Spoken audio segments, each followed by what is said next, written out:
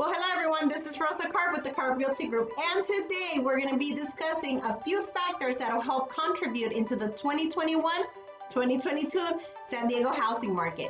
But before we go any further, make sure you hit like and share this video. So let's start by going over a few economic factors. Currently, San Diego's employment is up by 7% over last year, which brings us to 1.5 million jobs. This is great news, especially when considering that we're 29% lower than California's average unemployment rate and 22% below the national average. So by all means, San Diego economy overall is looking healthy, which brings greater security to people's personal finances and to lenders being able to give into greater lending. So now let's talk about home values. Now, it's to no surprise that home values have gone up, which is great news if you're already a current homeowner. According to the California Association of Realtors, in 2020, home sales were up by 28%. In accordance to the rise of the home values, that was up by 16.8%. Now, home prices have risen in 2020 and they are continuing to rise in 2021. They are also expected to continue to rise in 2022. Now, this is great news if you're considering real estate as a long-term investment and can see the upside potential in it. Now, you may be also asking yourself, well, Rosa, what if I'm not a current homeowner? Why is this good news to me? Well, it's all about perspective.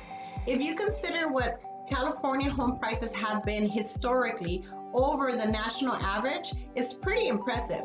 Now, in accordance to a report, in 1997, you could purchase a home in California for about an average of $181,000. I mean, that would be a dream come true, right? And many may argue, well, I could go out of state and purchase something that is much cheaper.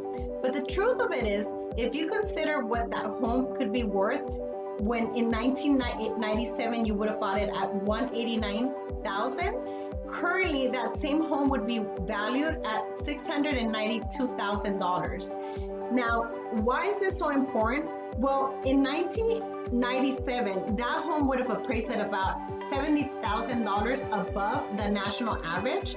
But in today's currency, that same home would appraise at $450,000 above the national average. So it's all about location, location, location. And yes, even though it is a little bit more pricey to buy a home in San Diego, the truth of it is that the pudding is in the numbers, and historically, San Diego home prices have continued to yield higher home values, higher equity than other homes across the nation. So now let's talk about the macroeconomics.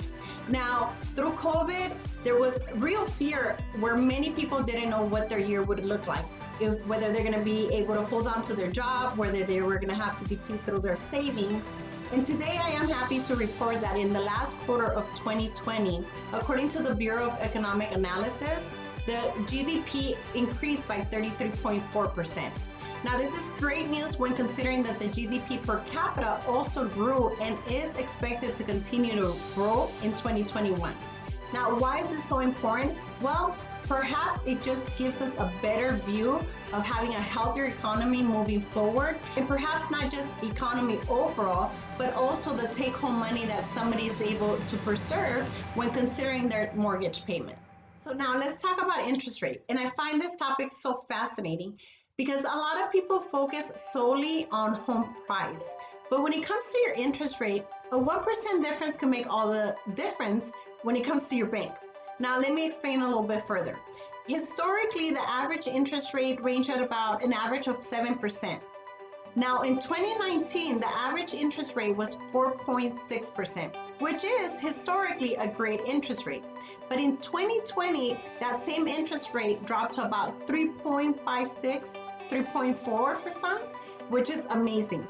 Because when you consider a 1% difference in your interest rate, not only will it affect how much of a home you are able to qualify for now, how much your monthly payment will be, but the amount of savings that you will experience in the lifetime of that loan could make all the difference. Now, let me further explain. There are some people that say, hey, well, maybe if I hold up another year or two, there's more inventory that could come in hand. Some buyers could start some buyers could start going to the sidelines and there's less competition. Maybe then I could buy a home for about 25K, 50K less than what I could buy for now. Well, if you consider that same 1% difference in your interest rate, you might be able to save about $50,000 to $60,000, $70,000 in the lifetime of that loan. Time is of the essence and time is worth money. So make sure you speak to your realtor, as they will be able to guide you to a preferred lender that they know and trust, can guide you in the best of ways to help you prepare so that you can get the better interest rate when purchasing your home. So now let's talk about inventory, which has been a great source of discussion. Now, many would argue that it's the lack of inventory that caused home prices to rise so quickly. But there would be others that would argue that inventory hasn't been as much of an issue, as there has been a greater source of buyers flooding the marketplace, creating greater competition for those homes that were available.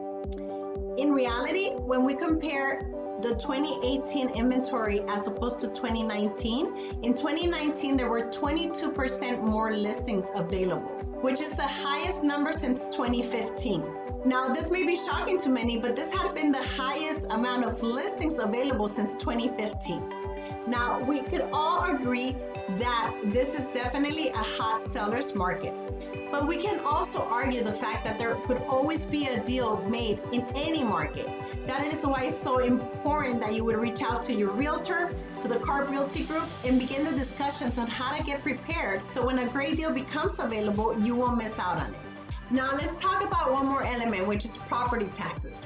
Now, due to California state law or Proposition 13, in California, a property can only be reassessed at the time that that property is being sold or new construction has been concluded.